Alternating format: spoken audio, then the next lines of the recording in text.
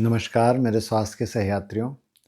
अगर आपका हार्ट का ऑपरेशन होने वाला है या आपके हार्ट के ऑपरेशन पिछले 1-2 महीने के अंदर हुआ है, तो ये वीडियो आपको अवश्य देखना चाहिए क्योंकि ये वीडियो जो है वो आपके जो ऑपरेशन का घाव है उससे संबंधित है। उसका एक बहुत मेजर और जानलेवा कॉम्प्लिकेशन है जिसके विषय में आपको जानकारी होनी बहुत आवश्यक है। इस कॉम्प्लिकेशन को कहते हैं नॉन हीलिंग एक्सटर्नल वुंड या नॉन हीलिंग एक्सटर्नल साइनस। क्या है ये नॉन हीलिंग एक्सटर्नल वुंड या एक्सटर्नल साइनस? आइए जानते हैं इसके बारे में।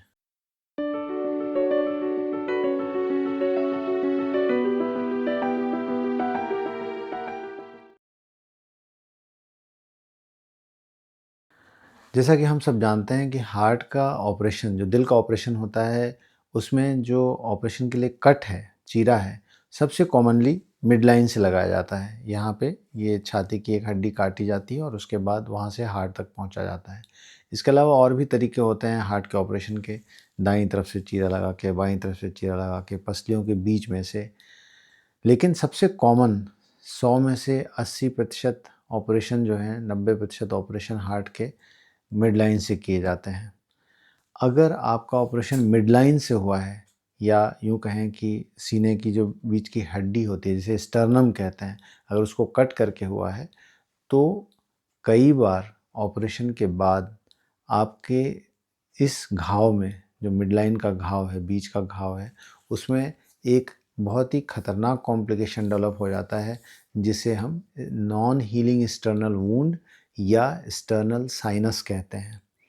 ये जो कॉम्प्लिकेशन है, ये इतनी परेशान करने वाली कॉम्प्लिकेशन है और इस कॉम्प्लिकेशन होने का सबसे कॉमन कारण है, वो है आपका जागरूक ना होना, आपके ज्ञान का अभाव कि भई ये कॉम्प्लिकेशन क्यों हो जाता है।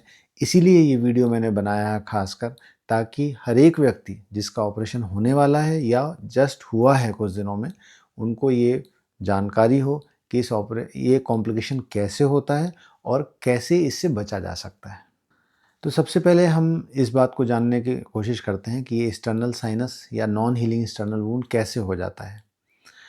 हमारा जो बीच की जो हड्डी है, जब उसको कट किया जाता है, ऑपरेशन होने के बाद उसे वापस से सिल दिया जाता है। उस सिलने के लिए या तो कोई बैंड यूज़ किया जाता है या स्टील के वायर्स होते हैं जिससे उसको फिक्स किया जाता है।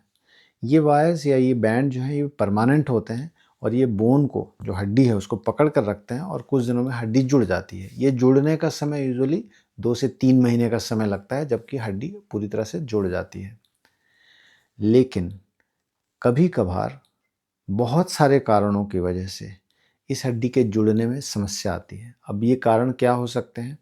ये कारण हो सकते हैं आपकी हड्डी की बनावट जो है वो इस तरह की है कि उसमें ऑस्टियोपोरोसिस है। उसके वो हड्डी में कैल्शियम की मात्रा बहुत कम है, हड्डी बहुत कमज़ोर है, बहुत फ्रेजाइल है, ब्रिटल है, बहुत आसानी से टूट जाने वाली है। इस तरह की हड्डियों में हीलिंग पावर कम होती है, जुड़ने की क्षमता कम होती है। इसके अलावा एक दूसरा कारण होता है कि अगर आप पहले से बहुत लंबे समय से स्मोकिंग किए हुए हैं और इवन अगर आप स्मोकर नहीं भी हैं, तो भी कई बार सर्जरी के बाद, हार्ट की सर्जरी के बाद आपको खाँसी का कोई कॉम्प्लिकेशन हुआ, लंग्स का कोई कॉम्प्लिकेशन हुआ और उस वजह से आपको खाँसी ज़्यादा आई और खाँसी आने की वजह से बार-बार सीने के घाव पर ज़ोर पड़ा और उस ज़ोर पड़ने की वजह से जो टाँके हैं, वो ढीले हो गए और आपके जो हड्डी है, वो ठीक से जुड़ नहीं पाई।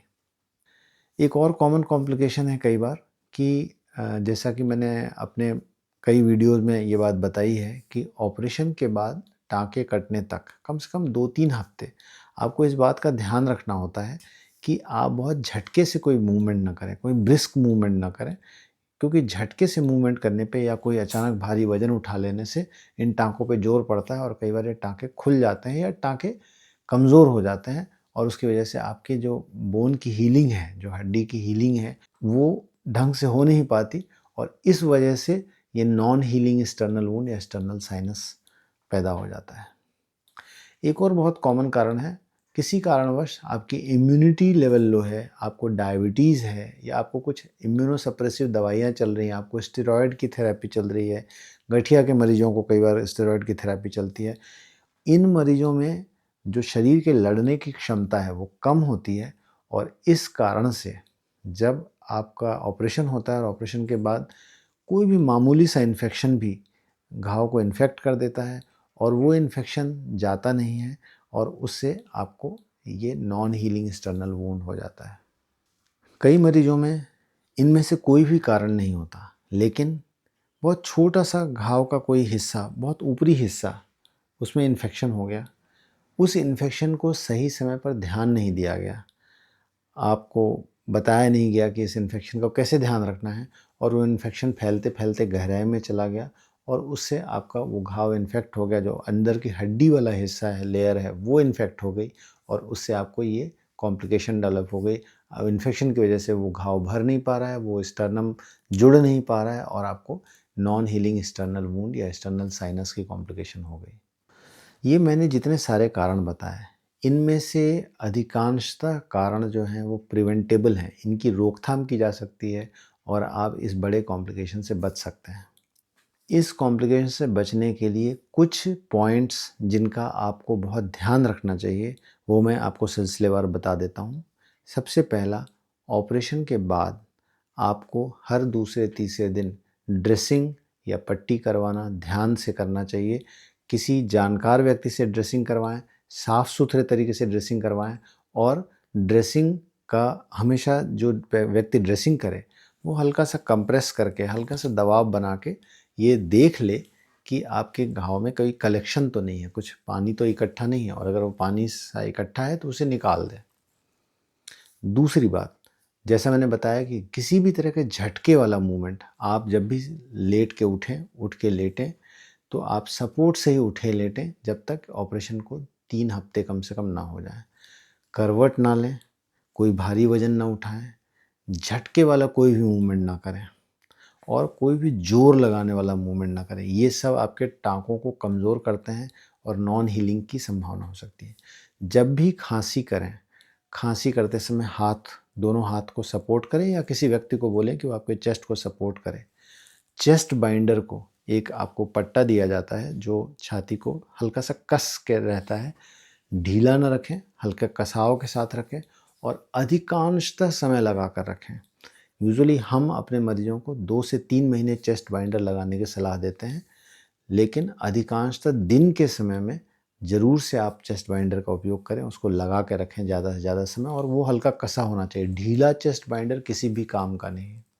अगर आपके घाव में पानी का रिसाव होता है या जैसा मैंने बताया ड्रेसिंग करते समय ड्रेसिंग करने वाला ये देखता है कि भाई दबाने से पानी आ रहा है या आपकी पट्टी बार बार गीली हो रही है, आपको डॉक्टर को, जो सर्जन हैं जिन्होंने आपका ऑपरेशन किया है, उनको तुरंत कंसल्ट करना चाहिए और इस विषय में उनसे सलाह लेनी चाहिए। कभी भी गीली पट्टी लंबे समय तक नहीं छोड़नी है। अगर आपकी पट्टी गीली हो गई है, पट्टी को तुरंत बदलें।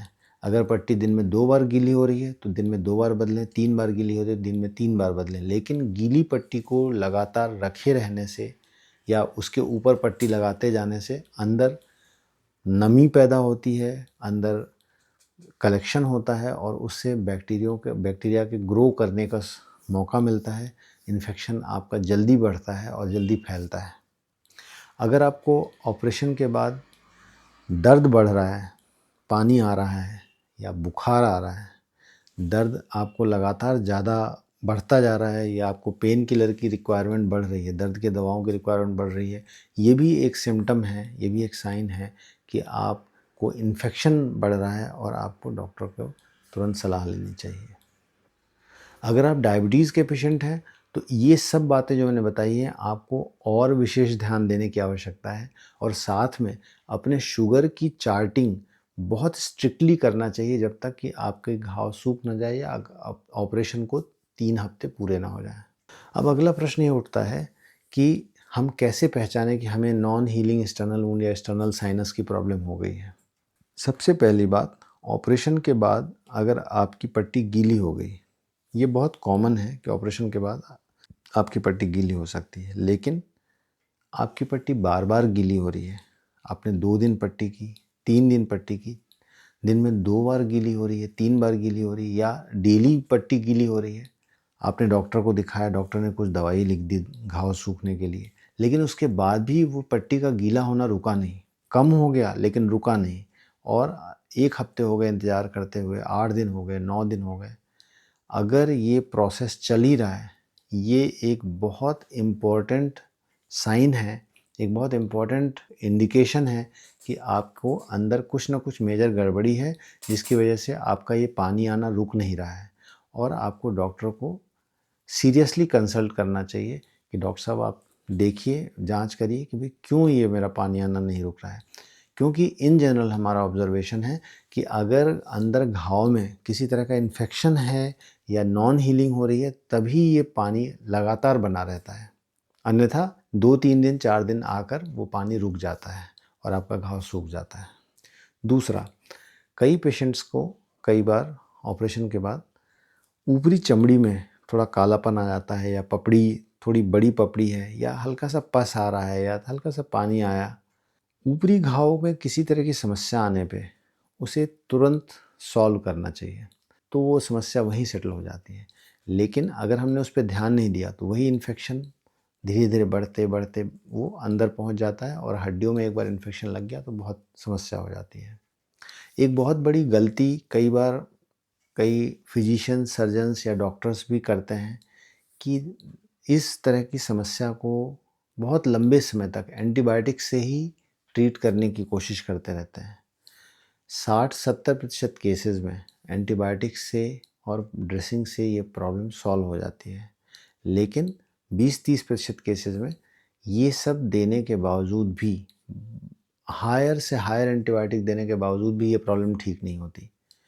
ऐसी स्थिति में अगर एंटीबायोटिक्स देने के बाद भी मरीज का दर्द नहीं सेटल हो रहा है या मरीज का पानी आना रुक नहीं रहा है, तुरंत उसे सर्जन के पास रेफ़र करें और कुछ सर्जिकल इंटरवेंशन, उस घाव की क्लीनिंग या रीसुचरिंग, कुछ ऐसी आवश्यकता है जिसको जल्दी करने की आवश्यकता है। इसमें जितना विलम्ब होता है, जितना लेट करेंगे आप, उतना वो इन्फेक्शन डीप से डीप चल जाता है और फिर वो एक क्रोनिक रूप धारण कर लेता है।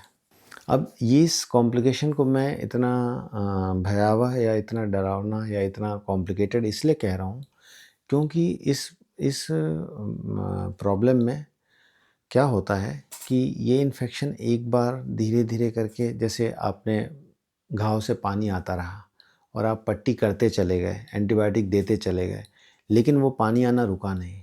तो बेसिकली इसमें ये होता है कि ये एक इंडिकेशन होता है कि जो इन्फेक्शन है, वो धीरे-धीरे करके आपकी हड्डियों तक पहुँच गया, जो स्टर्नम हड्डी है और वहाँ पे उसने इन्फेक्शन हड्डियों में जब पकड़ लेता है, उसे हम एक्सटर्नल ऑस्टियोमाइलाइटिस बोलते हैं।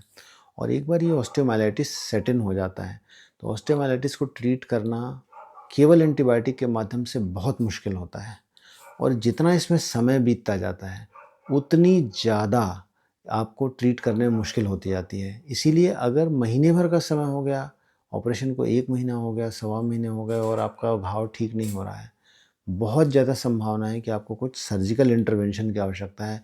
वहाँ कुछ इंटरवेंशन करके आपको उसको ठीक करवाना चाहिए। अगर ऐसा आपके सर्जन नहीं करते तो आपको एक सेकंड ओपिनियन, थर्ड ओपिनियन लेना चाहिए। क्यों? क्योंकि कई बार सर्जन इस बात से कतराते हैं कि भई इसको दोबारा ऑपरेशन करने से, और इवन पेशेंट भी कतराता है कि भई दोबारा ऑपरेशन की नौबत ना आए। लेकिन कई बार तुरंत जल्दी से इंटरवेंशन करना आपको बड़ी लंबे कॉम्प्लिकेशन से बचा लेता है। घाव का रूप बहुत छोटा हो सकता है कि एक बहुत ही छोटा-सा एक छेद हो या बहुत छोटा-सा घाव हो, जिससे थोड़ा-थोड़ा पानी आता रहता है। लेकिन ये सूखता नहीं है और अगर सूख भी जाता है, तो 2-4 दिन, 1 हफ्ते, 10 दिन के बाद वापस से उसमें से पानी आना शुरू हो जाता है। ये घाव ट्रीटमेंट में बहुत डिफ़िकल्ट होते हैं, इनको ठीक करना बहुत मुश्किल होता है, बिना सर्जिकल इंटरवेंशन के। इस बीमारी का सबसे बड़ा जो पॉइंट है, जो मैं आप चाहूँगा कि आप सब इस बात को दिमाग में अच्छे से बिठाएँ कि आप जितनी जल्दी इंटरवीन करते हैं इस प्रॉब्लम में, उतनी जल्दी रिकवर कर जाते हैं। इसमें जितना डिले होता है, उतना इस बीमारी का ट्रीटमेंट मुश्किल से मुश्किल होता जाता है। अब ऐसे व्यक्ति जिनको पिछले 2 महीने से, 4 महीने से, 6 महीने से या उससे भी लंबा समय हो चुका है ये पानी आते-आते या ये घाव बने हुए और वो ठीक नहीं हो रहा है, ऐसे व्यक्तियों के लिए क्या उपाय है? ऐसे व्यक्तियों को निश्चित रूप से जाके किसी अच्छे सेंटर पे जो हार्ट सर्जन है उनसे मिलना चाहिए, उनसे राय लेनी चाहिए और प्लास्टिक सर्जन को यूजुअली हम अपने सेंटर पे प्लास्टिक सर्जन्स को इन्वॉल्व करते हैं और प्लास्टिक सर्जन की सहायता से वो एक प्लान आउट करते हैं कि भाई सर्जरी को कैसे किया जाएगा। कई बार कुछ समय के लिए वैक्यूम ड्रेसिंग लगाई जाती है, एक थेरेपी होती है वैक्यूम थेरेपी, वो किया जाता है और उस वैक्यूम ड्रेसिंग को लगाने के बाद जब घाव इन्फेक्शन से रहित हो जाता है तब फिर उसको क्लीन करके और फिर टाँके लगा दिए जाते हैं। कई बार कुछ मांसपेशियों का फ्लैप लगाना पड़ता है और कई बार इन्फेक्शन आसपास की पसलियों में भी फैल जाता है और ऐसी स्थिति में उन पसलियों को भी कई बार निकालना पड़ता है। और ये हमारा ऑब्ज़र्वेशन है बार-बार कि जितना लेट पेशेंट हमारे पास प्रेज़ेंट करता है, वो इन्फेक्शन उतना फैला हुआ मिलता है। उसको ठीक करना हमारे लिए उतना मुश्किल होता है, जो सर्जरी की जाती है उसके लिए वो उतनी एक्सटेंसिव होती है, उतनी बड़ी सर्जरी होती है। इन सब चीज़ों के साथ-साथ आपको इस बात का भी ध्यान रखना चाहिए, आप अपना न्यूट्रिशन अच्छा रखें, अपना खान-पीन अच्छा रखें, अपने को पॉज़िटिव बनाए रखें, अपने कुछ प्रोटीन इनटेक करें ताकि आपके घाव की हीलिंग अच्छी हो, मल्टीविटामिन्स लेते रहें और थोड़ा बहुत चलना-फिरना करें। अपना जनरल वेल-बीइंग अच्छा बना के रखें क्योंकि आपकी वुंड हीलिंग में उसका बहुत बड़ा योगदान है। हाइजीन मेंटेन करें अपने आस-पास, अपने शरीर का, अपने कपड़ों का, इन सब का हाइजीन मेंटेन करें। किसी इन्फेक्टेड व्यक्ति के संपर्क में ना आएँ और जैसे मैंने बताया कि कोई भी ब्रिस्क मूवमेंट, कोई भी झटके वाला मूवमेंट ना करें। तो इन चीज़ों का आपको साथ ही साथ ध्यान रखना है कि आप अपना जो शरीर का पोषण है, उसको अच्छा बनाकर रखें। तो आज के वीडियो में हमने जाना कि एक्सटर्नल साइनस या नॉन हीलिंग एक्सटर्नल वुंड क्या होता है, कैसे ये डेवलप हो जाता है और जल्दी इलाज ही इसका सही इलाज है। जितनी देरी आप करते हैं इसके इलाज में, उतनी ये प्रॉब्लम बढ़ती जाती है और कई बार ये इन्फेक्शन इतना बढ़ जाता है कि ये जानलेवा भी हो सकता है। उम्मीद करता हूँ आज का वीडियो आपके लिए लाभकारी रहेगा। फिर मिलेंगे नई स्वास्थ्य यात्रा पर, तब तक के लिए नमस्कार।